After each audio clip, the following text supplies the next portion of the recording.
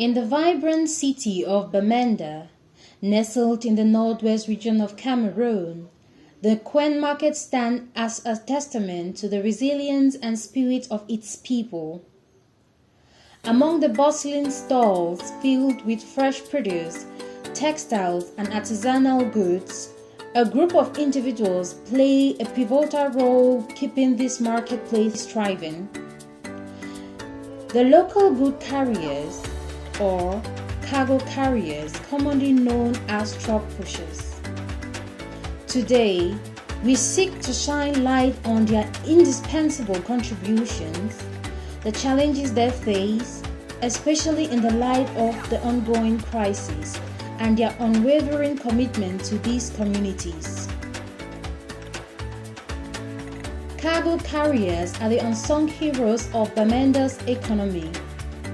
We dive into their vital role in facilitating trade and ensuring that goods reach consumers efficiently.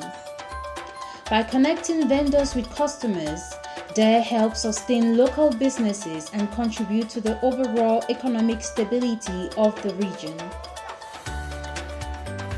Through compelling statistics and testimonials from vendors, we highlight how cargo carriers enable market transactions, making it possible for small businesses to thrive, placing emphasis that without these dedicated individuals, the market will struggle to function, impacting the livelihoods of countless families.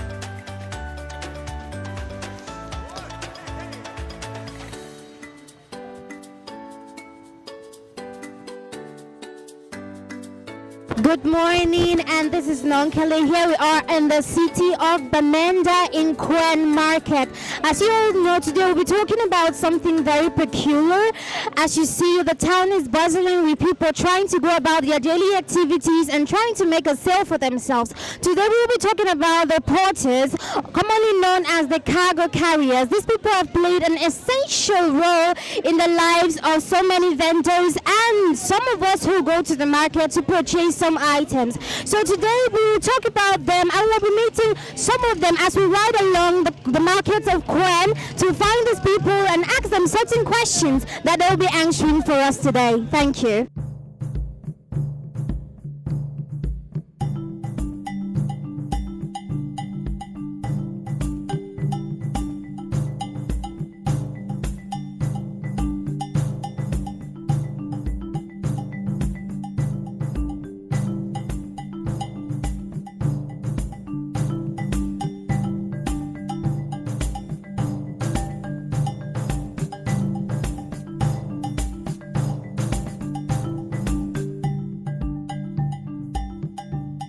Here we are again in Quen Market, and we were opportune to meet the president of the Truck Pushers Association, and he was willing to give us some few words and an audience with us. Good morning, sir. Yeah, good morning.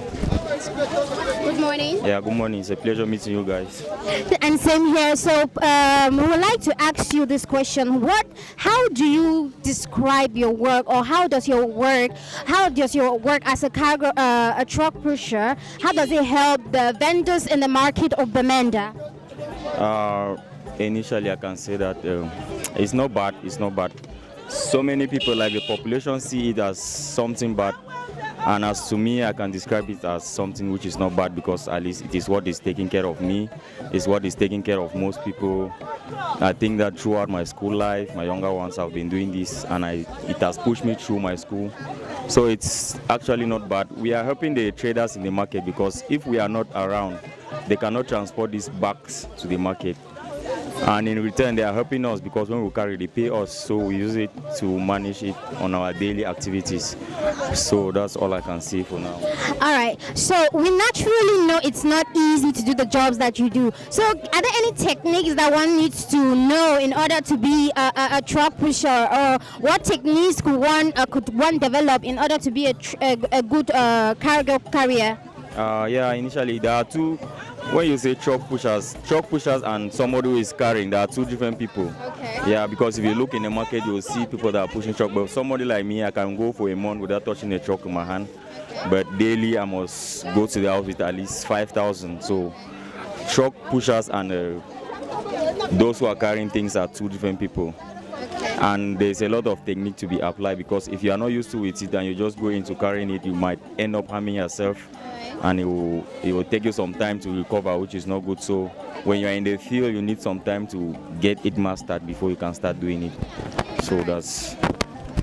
If there's one thing I gathered from here is truck pushers and cargo carriers are two different personalities, and as you know, he's just said you need to develop more techniques as time goes by in order for you not to harm yourself. So I would like to ask you, minimum in a day, do you think, let's say, okay, there are a lot of youths today which you tell them about being a cargo carrier, they will refuse. Do you think there is a reason for which they're denied to be to do this kind of a job?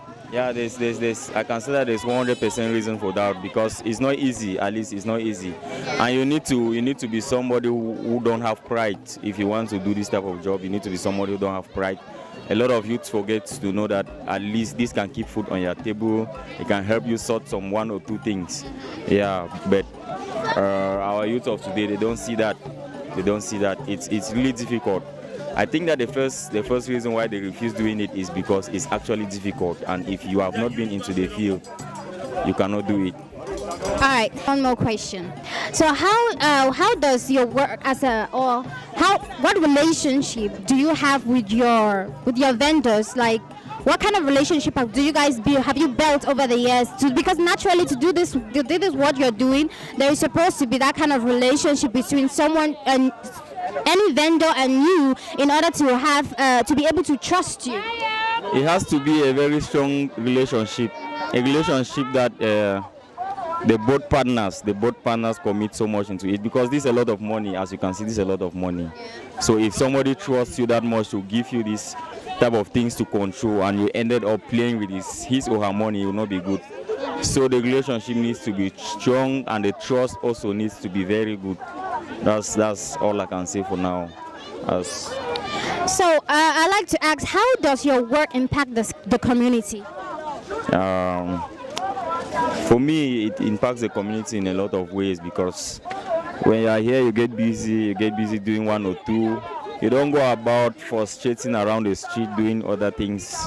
You get yourself busy trying to look for what you eat in the evening, and you don't involve in some criminal acts because you lack something to eat.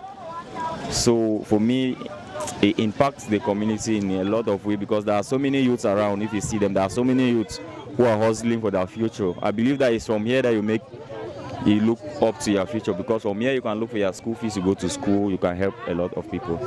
Okay, so thank you so very much for your time. Thank you so much. So guys, if you've heard him talk well, you understand, you've heard everything that he said, and you realize that their roles are very, very important in the lives of so many vendors. And also, one thing I could take from him is, despite the situation of Cameroon, you still have to find your way. You still have to find yourself a way in order for you to provide for your family. And this has been in his own way to provide for his family.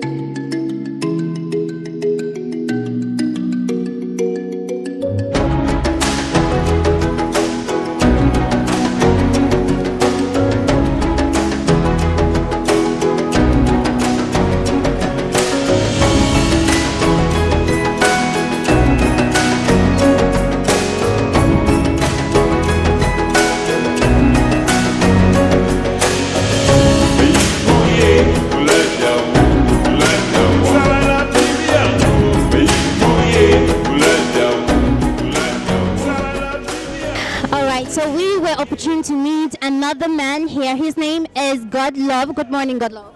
Good morning, ma'am. So how are you doing this morning? I'm very fine, thank you. So I'd like to ask you, what was the business before the crisis? The business was really booming. Actually, I've been in the business for 10 years before now. And the crisis have persisted for 8 years now. And before the crisis, I could get my basic needs and the rest from this business and my school fee, because then I was really young. You can understand what I'm saying. So now, presently, the situation is not really the best, but it's better than nothing. and we are hoping for the best. But for now, the situation is really calm. We have not gotten any serious issues with the business for now, and we hope by next year or the years coming, things will be better than what they are today, and the situation will gradually improve. Yes. So what you're saying is, before the crisis, things were really good, and now that the crisis are, now with the social crisis that we have, things are not as good as they were back before. So if you would advise, let's say, any youths right now, what would you tell them concerning your job? Because we find a lot of youths who will tell you they can't do this kind of business. And thank you very much for your question. I think for now, I'm on state media, so when you're on media, you choose your words. And you are very careful. You don't spill out anything just because you want to say it. If I was to advise youths, I would tell the youths, doing something is what pays. Yes. What will pay you is what you do. Somebody cannot come to your house and wake you up from your bed and help you. Yes. Like now, I'm not saying this because I think I have arrived or I have achieved. No. I am still climbing the ladder. But sincerely speaking, what I have observed is most of the youths you find around, most of them, I don't want to tag them as being lazy. They are not that lazy, but I encourage every youth to sit up and fill the gap. Yes, that's all. Thank you so much, Godlove. So you've heard from Godlove what he had to say. Despite the fact that things are not as good as they were, but yet he still pushes through with this business. So thank you so much. Until next time, Godlove. Thank you so much for cooperating with us. My pleasure. Welcome.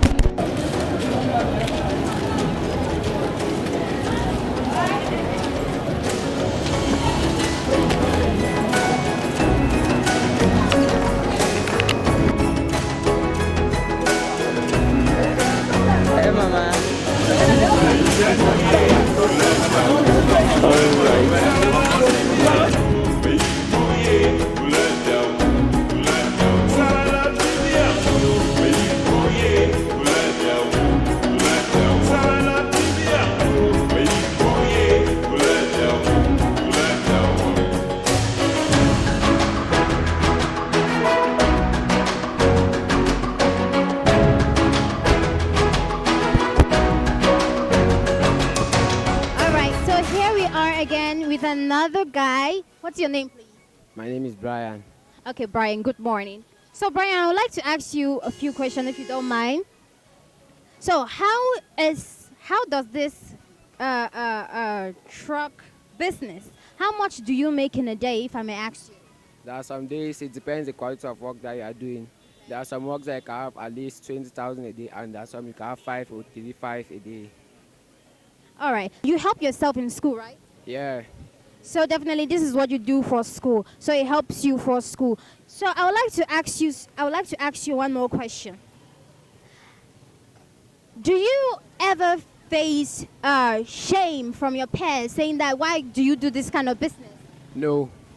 All right. So you're proud of your business? Yeah. So thank you so much, Brian. Thank you so much for the interview. So as you see, Brian is a student and he helps himself during the weekends to provide for himself. He doesn't only depend on his family or his parents to provide for him. So that was it. Thank you so much, Brian, and we wish you all the best and good luck.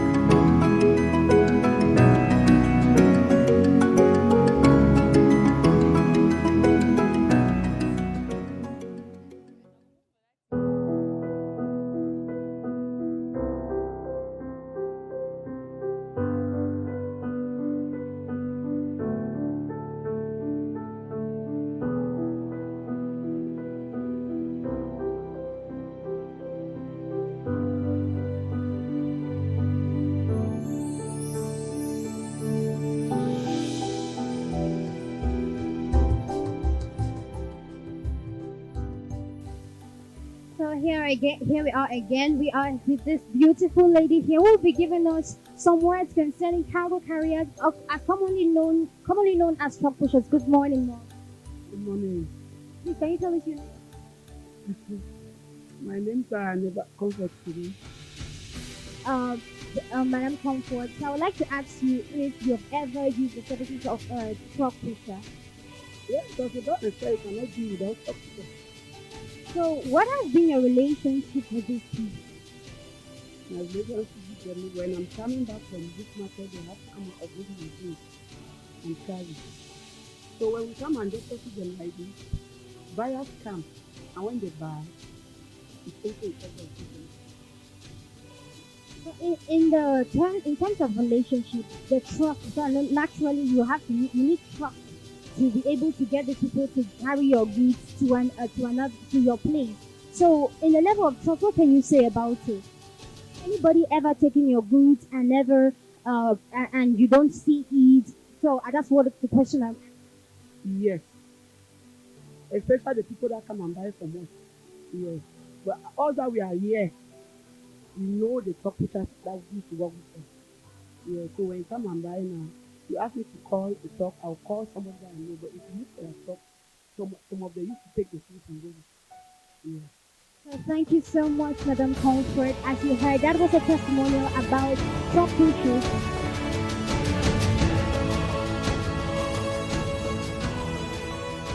So after all that and all the interviews from all the interviewers on what they had to say, we just discovered that these market porters, they are not just laborers, but they are the unsung heroes of Bamenda, adding to the economic and culture of Bamenda. So we are super excited to have done this and to have gotten so much knowledge about these guys. And I hope you learned one or two things as I did about them today. Thank you.